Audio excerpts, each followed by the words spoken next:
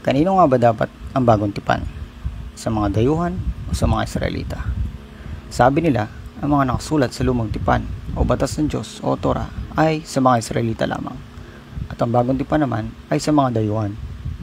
Ganun pa man, si Yeshua o Christ at ang kanyang 12 apostol ay mga Israelita. Ibig sabihin, si Yeshua o Christ ng kanyang 12 apostol ng mga Israelita ay sinusunod ng mga nakasulat sa lumang tipan o batas ng Diyos o Torah. Kung ganun, kung sinusunod nila ang mga nakasulat sa lumang tipan o batas ng Diyos o Torah, ano kaya ang tinuturo nila? Tama, ang mga nakasulat sa lumang tipan o batas ng Diyos o Torah. Marahil, ang tanong ng ilan, kung ang sinusunod at tinuturo nila Yeshua o Christ ay ang mga nakasulat sa lumang tipan o batas ng Diyos o Torah, kung ganon, para saan pa ang mga nakasulat sa bagong tipan? Kung mapapansin, ang mga nakasulat sa bagong tipan ay tungkol sa pagtupad ni Yeshua o Christ ng mga nakasulat sa lumang tipan o batas ng Diyos o Torah. Ayon nga sa Matthew 5:17-19, huwag isipin na nagtungo ako rito upang sirain ang batas o Torah o ang mga propeta o nabiim.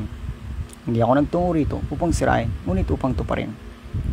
Dahil sa katotohanan, sasabihin ko sa inyo, hanggang saan man sa langit at sa lupa ang masira, isang katiting o kahit sa isa sa pinakamaliit na batas o Torah ay hindi kailanman masisira mula sa batas o Torah. Hanggang saan man sa lahat ng ito ay matutupad.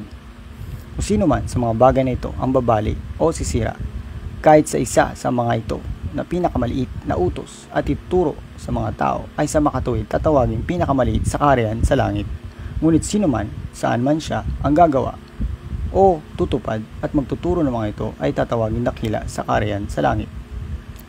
Sa madalit sabi, hindi nakasulat sa bagong tipan na sinira ni Yeshua o Christ ang mga nakasulat sa lumang tipan o batas ng Diyos o Torah.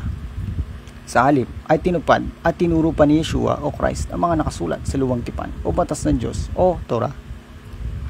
At kung iisipin, ang kahulugan ng salitang tipan ay kasunduan. Sa madaling sabi, ang ibig sabihin ng bagong tipan ay bagong kasunduan, hindi bagong batas. Ngayon, ano nga ba ang bagong tipan o bagong kasunduan? Alamin natin. Ayon nga sa Jeremiah 31:31-34, pagmasdan, ang araw ay darating, sabi ng Panginoon, kung saan ako ay gagawa ng bagong tipan o bagong kasunduan sa bahay ng Israel at sa bahay ng Juda. Hindi katulad ng tipan o kasunduan na ginawa ko sa mga ninuno nila sa araw na inalis ko sila gamit ang aking mga kamay upang mailabas ko sila sa Ehipto. Ang tipan o kasunduan na sinira nila na aking pinamumunuan, sabi ng Panginoon. At ito ang tipan o kasunduan na aking gagawin sa bahay ng Israel pagkatapos ng mga araw na iyon, sabi ng Panginoon. Ilalagay ko ang aking mga batas o Torah sa kanilang mga isip at isusulat ko ito sa kanilang puso, at ako ang magiging Diyos sa kanila at sila ay aking magiging mga tao. At hindi na nila ituturo sa bawat kapitbahay nila at sa bawat kapatid nila at sasabihin, kilalanin niyo ang Panginoon, sapagkat lahat ay makikilala ako mula sa pinakamaliit hanggang sa pinakamalaki, sabi ng Panginoon.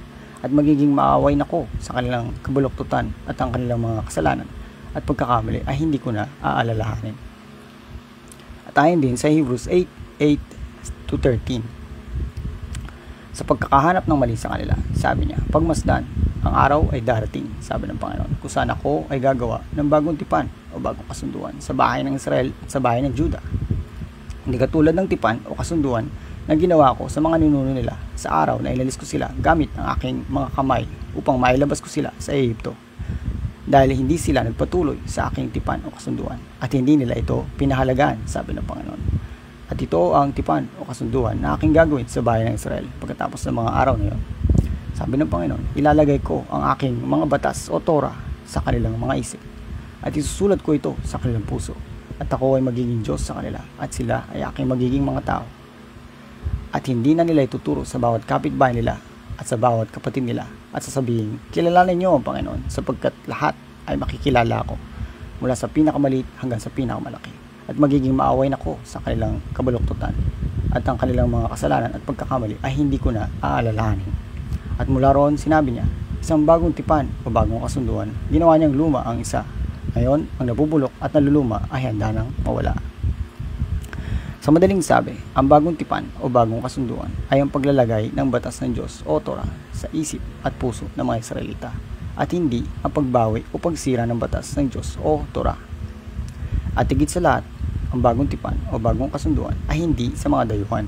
Sa halip, ang bagong tipan o bagong kasunduan ay sa mga Israelita. Marahil, ang tanong ng ilan, kung ang bagong tipan o bagong kasunduan ay sa mga Israelita lamang, paano naman ang mga dayuhan na kagaya natin? Wala na ba tayong pag-asa? Meron. Ayon nga sa Ephesians 2:11-19. Kung ganun, tandaan na kayo noon ay dating dayuhan sa laman, kung saan tinatawag kayong hindi tuli ng mga ito, Israelita, na tinatawag na tuli sa laman na gawa ng kamay. Na sa panahon, kayo noon ay nakahiwalay sa Messiah o Christ, banyaga sa pagiging mamamayan ng Israel, at dayuhan sa tipan o kasunduan na pinangako, mga walang pag-asa at walang Diyos sa daigdig. Ngunit ngayon, sa Messiah Yeshua o Christ, kayo na dating malayo ay ginawang malapit sa pamamagitan ng dugo ng Messiah o Christ. Dahil siya, si Yeshua, ay ang ating kapayapaan na ginawa tayong isa at sinira ang dingding na naghihiwalay sa Israelita at dayuhan na nakaharang. Inalis sa pamamagitan ng kanyang laman, hindi ang batas o Torah, ngunit ang kalupitan ng batas o Torah sa mga nakagawa ng kasalanan, ng mga kautusan sa mga alituntunin, upang makagawa siya sa dalawa, Israelita at dayuhan, patungo sa isang bagong tao na gumagawa ng kapayapaan. At upang maibalik tayo sa Diyos o Ama sa isang katawan sa pamamagitan ng kahoy o cross, pinatay sa kanya hindi ang batas o Torah, ngunit ang kalupitan ng batas o Torah sa mga nakagawa ng kasalanan. At dumating upang magdala ng kapayapaan sa inyo, malayo, dayuhan at malapit, Israelita, na sa pamamagitan niya ni Yeshua, tayo ay makakarating sa isang kaluluwa patungo sa Ama o Diyos Ama. Kung ganun, ngayon ay hindi na kayo dayuhan at banyaga, sa halip, kapwa mamamayan ng Israel, banal at bahay ng Diyos. At sa Romans 2:25-29, dahil ang tuli o Israelita ay totoong nakakalamang kung ginagawa o sinusunod ang batas o Torah. Ngunit kung magiging makasalanan sa batas o Torah, pagiging tuli o Israelita ay magiging hindi tuli o dayuhan. Kung ganun, kung ang hindi tuli o dayuhan ay pinapanatili ang pagiging matuwid o righteousness sa batas o Torah, tingin nyo ba na ang kanyang pagiging hindi tuli o dayuhan ay hindi magiging tuli o Israelita?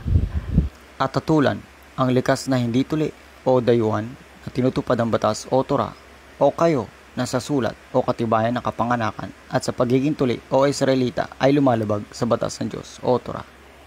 Dahil hindi nagiging Jew o Israelita sa panlabas, kahit tuli sa panlabas sa laman, ngunit Jew o Israelita sa panloob at tuli sa puso, sa kaluluwa, hindi sa sulat o katibayan ng kapanganakan, na ang pagkilala ay hindi mula sa tao, ngunit mula sa Diyos. Sa madaling sabi, kung tayo bilang dayuhan ay susundan si Yeshua o Christ, kagaya ng mga apostol niya, na sinusunod ang mga nakasulat sa batas ng Diyos o Torah, tayo ay magiging kapwa mamamayan ng Israel at magiging bahagi ng bagong tipan o bagong kasunduan ng Diyos Ama.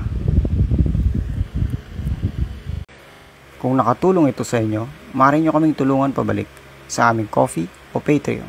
Ang mga link ay makikita sa description. Ayon nga sa 1 Corinthians 9:9-11, dahil nakasulat sa batas o Torah ni Moses, huwag busalan ang baka na naghihiwalay ng butil mula sa talukap. Tingin nyo ba na ang baka ang pinagmamalasakitan dito ng Diyos? O tayo ang tinutukoy dito? Tama, tayo ang tinutukoy dito. Dahil nakasulat, siya na nag-aararo ay umaasa na may makakamit sa kanyang inaararo. At siya na naghihiwalay ng butil mula sa talukap ay umaasa na may makakamit na butil mula sa kanyang tinatalukap. Kaya kung nagtanim kami sa inyo ng kabanalan, labis-labis ba kung aani kami sa inyo ng pangangailangan?